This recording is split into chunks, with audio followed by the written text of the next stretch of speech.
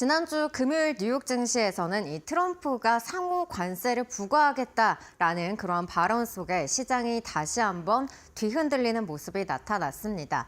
오늘부터 이 대중 관세의 부과의 시작을 알리면서 이 미중 무역 전쟁이 다시 한번 점화되는 양상을 보일 전망이 나타나고 있는데요.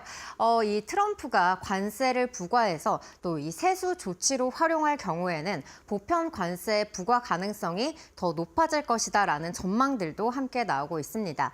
그러면 이렇게 트럼프가 관세 전쟁을 확산하게 된다면은 우리는 또 어떠한 영향을 받게 될지 하나씩 함께 살펴보겠습니다.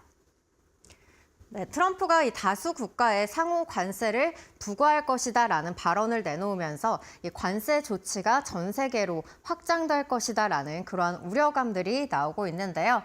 상대국과 동일한 관세를 부과하는 이 상호 관세를 10일이나 11일에 더욱더 구체적인 내용들을 발표하겠다라고 언급을 했습니다. 그리고 다음 타겟으로는 독일이 점쳐지고 있는데요. 여기 그래프를 보시면은 이미 선제 조치를 했던 멕시코와 캐나다 그리고 중국에 이어서 이 독일에 미국이 가장 수입을 많이 하고 있는 국가로 이렇게 확인이 되고 있습니다. 이어서 일본과 베트남, 한국도 이렇게 높은 비중을 차지를 하고 있는데요. 이유에 대해서는 계속해서 관세를 부과할 것이다라는 선언을 하기도 했었고 또 트럼프는 그들은 아무것도 가져가지 않지만 우리는 수백만 대의 자동차와 식료품을 수입을 하고 있다라면서 계속해서 불만을 제기해온 만큼 이 다음 관세 부과 대상국은 독일에 이어서 이 EU의 대상국들이 될 것이다라는 가능성이 가장 높게 점쳐지고 있는 상황입니다. 그 다음으로는 한국이 될 가능성도 높다는 그러한 전망도 우세한데요. 먼저 한국은 이 10대 무역 적자국 중에 9위를 차지를 하고 있고요. 한국 같은 경우에는 지난해 대미 수출액이 1,278억 달러를 기록을 하면서 전년 대비해서 10.5%의 가파른 증가세를 나타났습니다. 557억 달러 흑자를 기록하면서 역대 최대치를 기록을 하고 있기 때문에 역시나 이 트럼프가 우리나라에 대해서도 관세 조치에 나서지 않을까 하는 그러한 의심이 제기가 되고 있는 거고요. 그리고 대미 수출 비중이 계속해서 늘어나고 있다는 점도 확인을 해볼 수가 있습니다. 이렇게 중국 같은 경우에는 수출 비중이 줄어드는 모습이 나타나는 반면에 미국은 오히려 늘어나는 모습들이 나타나고 있는데요. 우리나라는 이 중국 다음으로 미국이 수출을 하고 있는 비중이 19%로 높기 때문에 역시나 이 관세 조치를 좀 피해갈 수는 없을 것이다라는 그런 분석들이 나오고 있는 겁니다. 그리고 당분간 이 보편 관세보다는 품목별로 관세를 부과할 가능성도 높다라고 시장에서는 이야기를 하고 있는데요. 미국의 이 한국 의존도가 높은 제품으로 보자면은 석유 정제 그리고 자동차, 기계류 순이어서 이런 관련 업종들의 주의가 좀 필요해 보입니다. 그렇다면 우리 한국이 이 시나리오별로 또 어떻게 영향을 미칠지도 함께 살펴보시죠. 네, 한국무역협회가 이렇게 보고서를 내놨는데요. 먼저 첫 번째 이 시나리오를 보신다면은 오늘부터 이 중국에 10% 추가 관세를 부과를 하게 되죠. 이러한 상황이 지속이 된다면은 총 수출은 지난해보다 4억 1천만 달러가 감소할 전망이라고 합니다. 중국의 이 중간재 수출은 줄어들게 되고 이 미국으로 수출은 오히려 늘어나면서 이러한 결과가 나오게 되고요. 이렇게 된다면은 지난해 대비해서는 0.1%포인트 줄어들 것이라는 예상이 나오고 있습니다. 그리고 두 번째 시나리오를 살펴보시면은 한 달간 유예됐던 이 캐나다와 멕시코에 25%의 추가 관세를 부과하게 될 경우에는 수출 감소폭은 2억 2천만 달러로 지난해 대비 0.03% 감소할 것이라는 전망이 나오고 있습니다. 역시나 이 미국의 대반사이익 속에서 이러한 전망들이 나오고 있는 거고 이 시나리오 세 가지 중에서는 그래도 이 수출폭이 가장 적게 줄어들 것이다라고 꼽히고 있습니다. 그리고 마지막 시나리오를 보실 텐데요.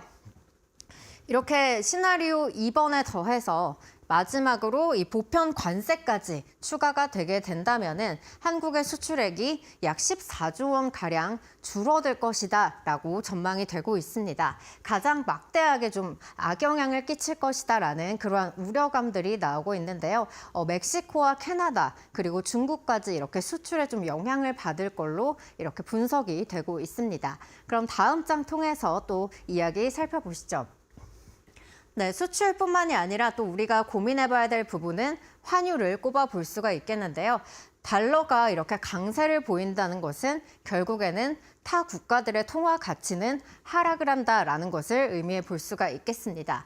관세를 압박을 하게 된다면은 이 미국의 상품들이 경쟁력이 더욱더 높아질 것이고 이로 인해서 달러 수요가 증가를 하면서 달러의 강세를 보일 것이다라는 그러한 이야기들이 흘러나오고 있는 거고요. 이렇게 된다면은 위안화 같은 상대국의 통화는 절하될 수밖에 없는 겁니다.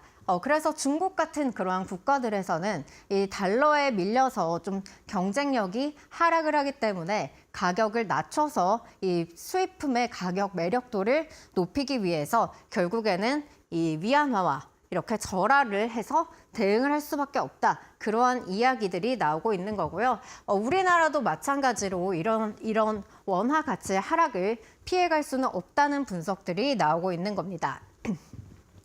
이 트럼프 일기 당시의 무역 전쟁 상황인데요. 위안화와 같이 원달러도 이렇게 동조화되는 모습을 보이면서 우리나라 역시도 원화 가치 하락을 피해갈 수는 없을 것이다라는 분석들이 함께 제기가 되고 있습니다. 수출 기업들도 고민이 깊어질 것으로 보이는데요. 강달러 국면에서는 우리가 수출 기업들이 좀 호재로 작용하지는 않을까 이러한 이야기들이 나오고 있는데 현실은 좀 그렇지 않은 걸로 파악이 되고 있습니다. 수출 기업들의 이 손익분기 환율 수준은 1,350원이 가장 이렇게 많은 비중을 차지를 하고 있는 것을 보실 수가 있는데요. 현재는 환율이 1,450원대 수준이어서 100원 더 높은 그러한 상황이기 때문에 이러한 부분에 영향을 미칠 수밖에 없다라는 분석들이 나오고 있는 거고요. 그리고 수출 기업들이 주요한 이 대외 리스크로 꼽은 부분에 있어서도 역시나 이 환율 변동성이 3위를 차지를 하고 있습니다. 농수산물이나 또 석유 제품, 생활용품과 같이 우리나라 물가에 좀 영향을 많이 미칠 수 있는 그런 품목들에는 주의를 해봐야 된다라는 이야기들이 나오고 있고요. 그리고 이렇게 환율이 급등을 하게 된다면은 은행주들에 대한 부담도 커질 수밖에 없다라는 그런 이야기도 나오고 있습니다. 은행주 같은 경우에는 이 보통주의 자본 비율을 13%로 유지를 해야 되는데 달러가 100원 정도 오르게 된다면은 이 보통주의 자본 비율은 0.3%가량 줄어드는 걸로 나타나고 있습니다. 이로 인해서 은행은 기존에 가지고 있던 그러한 자산들을 매각할 수가 있게 되고요. 또 투자를 줄일 수가 있기 때문에 은행의 건전성 또한 우려로 제기가 되고 있습니다. 네, 여기까지 이 관세 조치가 우리나라에 미칠 영향도 함께 살펴봤는데요. 이번 주 파월 의장의 발언과 그리고 CPI, PPI 경제 지표들이 발표가 되는데 여기에 더불어서 트럼프의 관세 조치까지 면밀하게 살펴보시면 좋을 것 같습니다. 여기까지 사인이었습니다.